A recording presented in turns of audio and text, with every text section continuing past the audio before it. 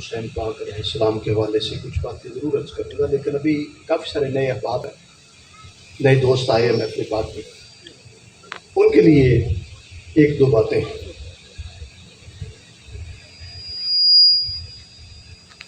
الحمدللہ سلسلہ سیفیہ وہ سلسلہ ہے جو سینے میں نور بھرپور رکھتا ہے، جن کا قلب روشن، چہرے روشن، اخلاق روشن، کردار روشن، راستہ روشن ہے، اور یہ سب ذکر کی برکت ہے۔ اگر آپ کہیں نا کہ کوئی سلسلہ سیفیہ سے منسلک ہے تو اس میں کمی آئی ہے، اس کا مطلب اس نے ذکر چھوڑا ہے، اس کے کوتاہیاں آ رہی ہیں، اس کا مطلب وہ ذکر سے دور ہوا ہے۔ جب تک کوئی بندہ ذکر الہی کے ساتھ منسلک ہے نا، کبھی بھی وہ گمراہ نہیں ہو سکتا، کبھی بھی وہ گمراہ نہیں ہو سکتا اگر وہ ذکر کے ساتھ منسلک ہے۔ تو نئے دوست جو بیٹھے ہیں کثرت سے ذکر کریں۔ اللہ ارشاد فرماتا ہے قرآن کریم میں، یا ایھا الذین آمنوا اذکروا اللہ ذکرا کثیرا، اے ایمان والو اللہ کا ذکر کرو اور کثرت کے ساتھ کرو۔ کسی جگہ پر فرما رہا ہے وَاذْكُرِ اسْمَ رَبِّكَ فَتَبَتَّلْ إِلَيْهِ تَبْتِيلًا، اپنے رب کے نام کا ذکر کر، وَاذْكُرِ اسْمَ رَبِّكَ اپنے رب کے نام کا ذکر کر، وَتَبَتَّلْ إِلَيْهِ تَبْتِيلًا ایسے ذکر کر کے سب سے کٹ کے اس کا ہو جائے،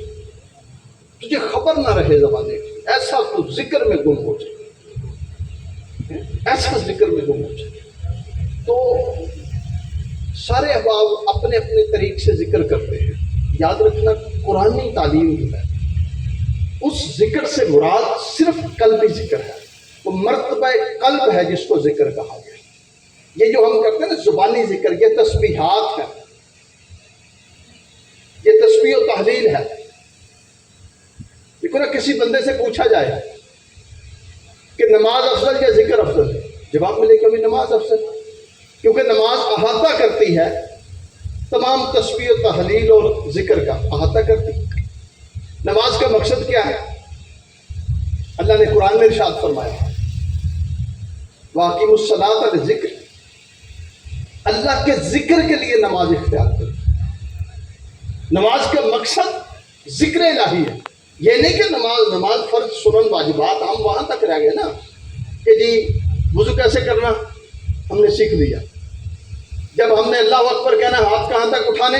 ہم نے سیکھ لیے، نگاہ کہاں رکھنی ہم نے سیکھ لی، ہاتھ کہاں باندھنے ہم نے سیکھ لی، پڑھنا کیا کیا ہم نے سیکھ لی، قیام و قعود رکوع و سجود سب کچھ سیکھ لیا، قاعدہ جلسہ کا بھی خیال کرنے لگے، تشہد میں بیٹھنا کیسے، ہاتھ کہاں رکھنے بالکل سیکھ لیا۔ نماز کے مقصد سے واقف نہیں ہوئے۔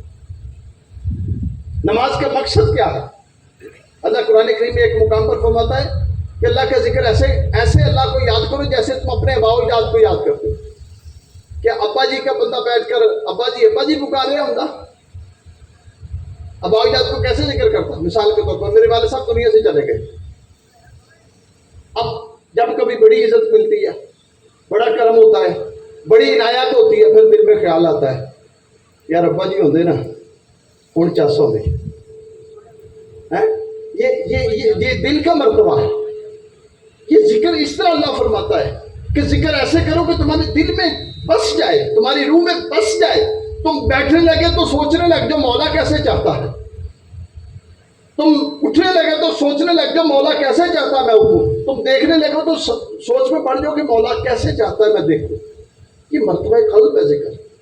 یہ جو ذکر اذکار زبانی ہے نا، وہ باؤ صاحب نے فرمایا نا زبانی کلمہ ہر کوئی پڑھتا، دل دا پڑھتا کوئی ہو،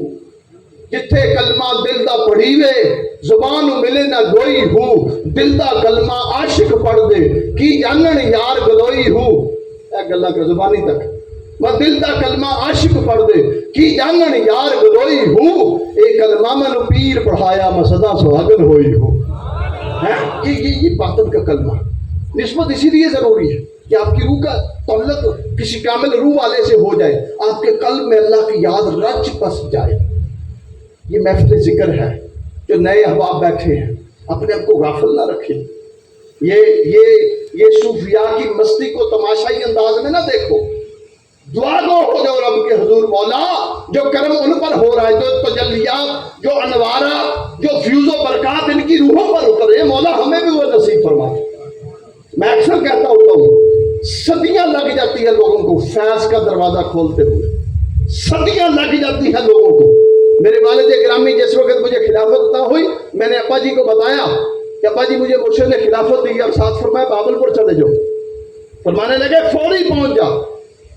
اپنا واقعہ بتانے لگے۔ فرمایا میں نے 30 سال اپنے مرشد کی خدمت کیا، مجھے ایک لفظ نہیں بتایا انہوں نے۔ آپ کو خلافت دے دی،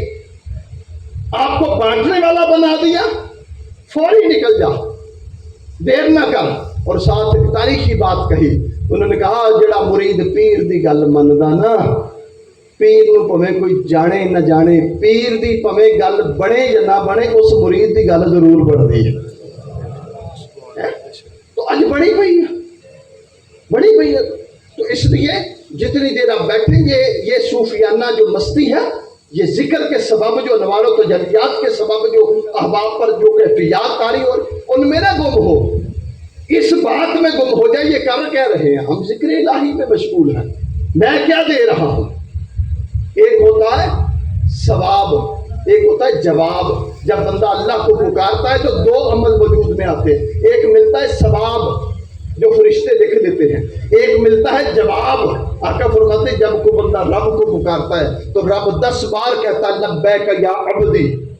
اے میرے بندے بتا۔ اب جب کسی کو 10 بار اللہ جواب دے تو پھر نور تو آئے گا نا، نور تو آئے گا نا۔ تو جب وہ نور آتا ہے تو وہ نور کوئی عام سینہ قبول نہیں کر سکتا، اس نور کو برداشت نہیں کر سکتا۔ وہ کائنات کا ایک ہی سینہ ہے، وہ میرے مصطفیٰ جانے جانا کا سینہ ہے۔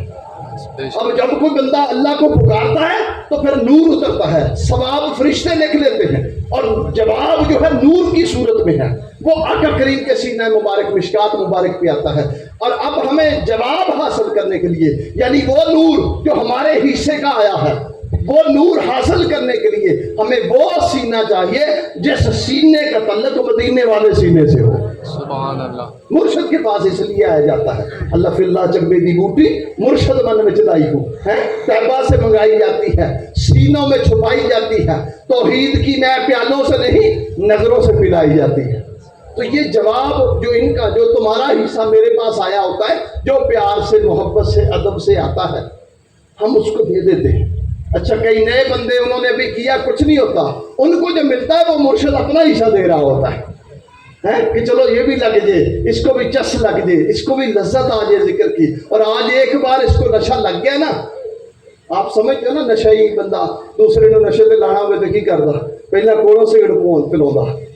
ہے اور 2-4 باری کولوں پلا، تو پھر ایک وقت آتا جنہوں لایا ہوئے نشے پہ نا، پھر وہ جناب وہ سیٹا لے کے پھر ہوتا بندے پیچھے، یار تم ہی ایک پیلا تو ایک میں ہے ٹوٹا ٹوٹا بولتے شاید ٹوٹا کرتا پھر کہتا ادھی تو بھی ادھی میں پیوا گا۔ اسی طرح ہی پہلے احباب دوست کہتا یار آ تیرا کرایہ بھر کے لے جانا میں، چل تو صحیح میرے نام۔ پھر ایک وقت آتا ہے حضور میں گڈی لے کے باہر کھڑا، تسی کدوں نکلنا باہر ہے۔